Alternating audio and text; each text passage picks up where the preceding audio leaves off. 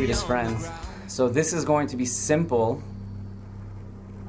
and short, but to the point. So I started reading a new Chumash that's been put out. It's called the Hirsch Chumash, and it brings down so much Torah by Rav Shimshon Raphael Hirsch. It's absolutely mind-blowing and reads so easily like a book. I've never seen a Parish that reads this easily like a book. In any event, right in the beginning, we can learn all the lessons of the whole Parsha, right from Vayikach Korach.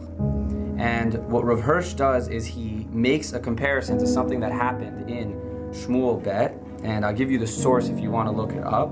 It's Yud Chet. So if you look up Parak Yud Chet, Pasuk Yud Chet, in Shmuel Bet, you'll see an instance, an issue that Avshalom was dealing with. And Rav Hirsch makes a very clear comparison that the same word, lekach, or lakach, and right here when we have vayikach, the shoresh, or the word lekicha, denoting taking, that vayikach Korach, it's emblematic. It's a signal that everything Korach was doing came out of a selfish place, came out of somewhere other than for its own sake, for Torah's own sake, for the nationhood, for everything. And a lot of times, even the greatest minds, and Korach was certainly a great mind, and we remember him to this day. You know, the Mizmor that we say every Yom Sheni, every single Monday at the end of Tefillah, the praise that we give towards the whole day is Livnei Korach. We certainly don't leave him out of it. And of course, we know that he had righteous children. Shmuel Hanavi was one of them. But it's so emblematic. It really is. It's so beautiful that the issue that really sums up this whole parsha is self-interest, self-motivated actions that go for the taking. Even when you have so much Torah in your essence, it can get completely distorted when you have or you're coming from a selfish place. And so real quick, I'll just read to you in English what Rav Shimshon Raphael Hirsch says. So he says, logically, the Lekicha describes the improper behavior of someone acting in his own interest. Avshalom assumed the right, had the presumption to have a monument to himself erected in his lifetime, and Korach assumed the right and had the presumption to reprove Moshe and Aaron regarding their position in the nation. And since we see that the Tanakh uses the term Lekicha, it indicates that in addition that Korach was motivated by selfish considerations. He acted in his own interest, and his display of representing the interests of the community was nothing but a sham and pretense.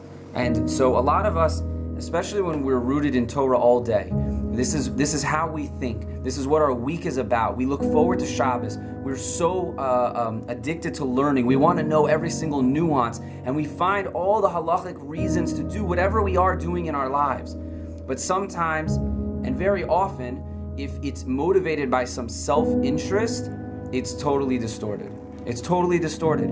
You can be a Korach whose mind is in the upper spherois, and he's thinking, I'm from Levi and they're a special group of Kohen, but all Kohanim come from Leviim. Aren't Leviim greater? He could be thinking in the battles of Gevura and Chesed, and that really we're in a Chesedic world right now, but when Mashiach comes, Gevura is going to win out, and so the Kohen that represents Chesed, but the Levi that represents Gevura is really on a higher level, and Moshe, you should have chosen me. I should be a leader of some sort. I should have a higher place.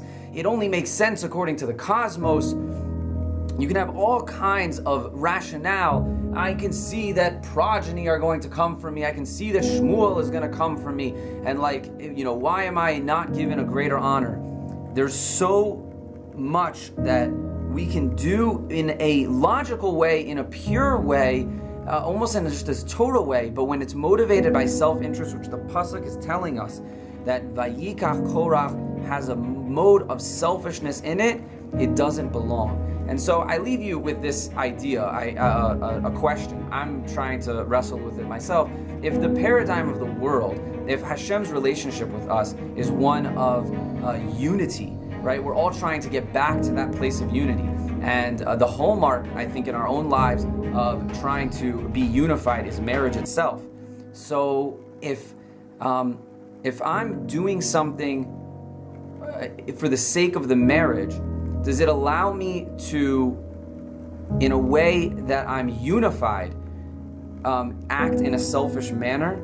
Or like does the whole notion of selfishness dissolve within an utterly pure union?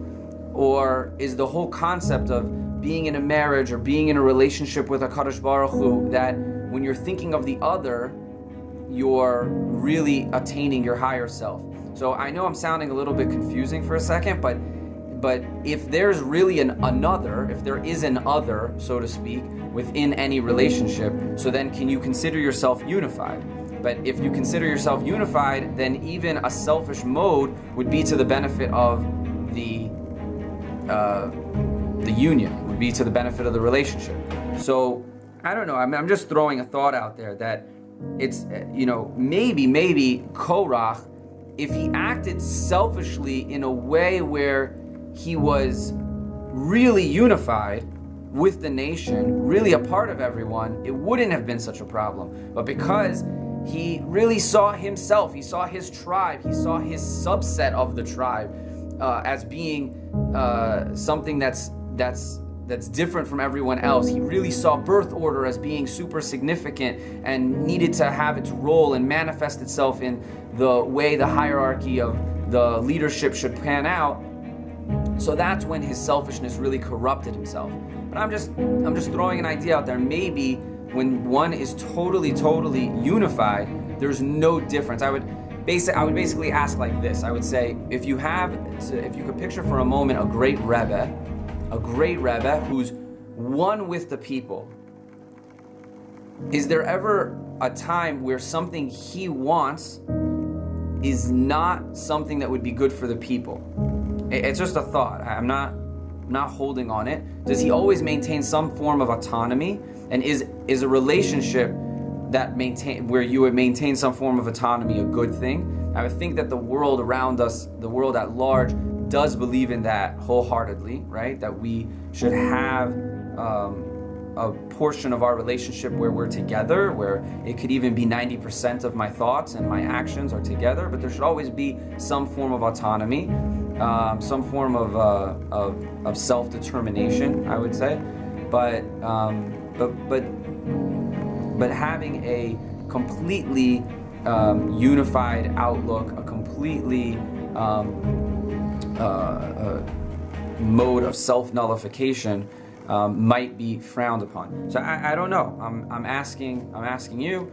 You can get back to me. You can think about it with your family at Shabbos. In any event, the driving message here at Korach is, with all the chachma, with all the Kabbalistic wisdom, with all the insights and the blessings that we have from our parents and the blessings that Hashem has afforded to us, we can be steered in the wrong direction. We can let our own selfish drives take over us, and really go to the deepest and darkest of places, to places that absolutely are completely illogical.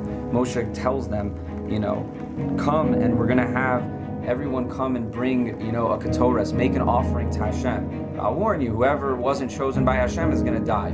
Doesn't each and every person know for themselves that they weren't chosen by Hashem? They know they're surely going to die, but they went and did it anyway. The path towards self-glorifying, the path towards the pursuit of one's own interests ahead of the community, ahead of one's spouse, ahead of one's children, will most certainly lead to one's own demise. No matter how rational, no matter how pure and how rooted in halacha and Torah, look at what happens when lekicha, self-interest, comes into play. Let us be kind to one another. Let us look out for one another. And this piece of Torah that I'm sharing with you isn't something that you can use on one another. You can only use it on yourself. It's a method by which you check yourself. We have a halacha about giving rebuke. You're not allowed to give rebuke if there's any mode of satisfaction that you gain from that rebuke.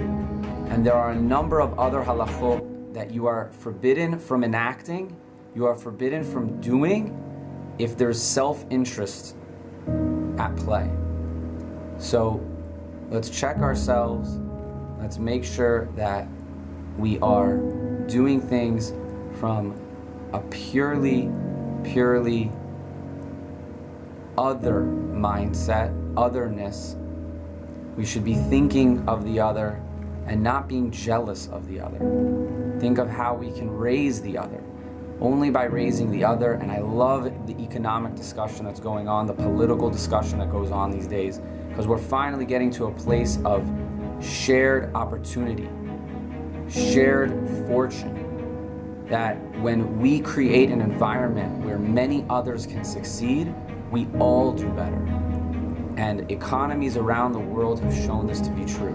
When we are all educated better, when we all have a basic wage that we can sustain ourselves by, when we continue to have shared growth and not competitive growth of one over another, that the only way to feel good about ourselves is by squashing the person that's next to you.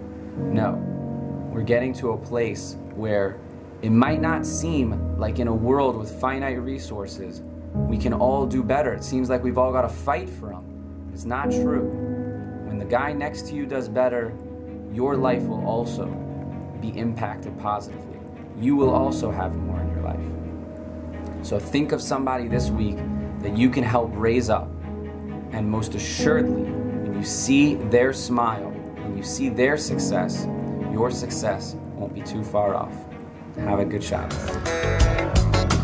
Bounce, jump, don't stay on the ground.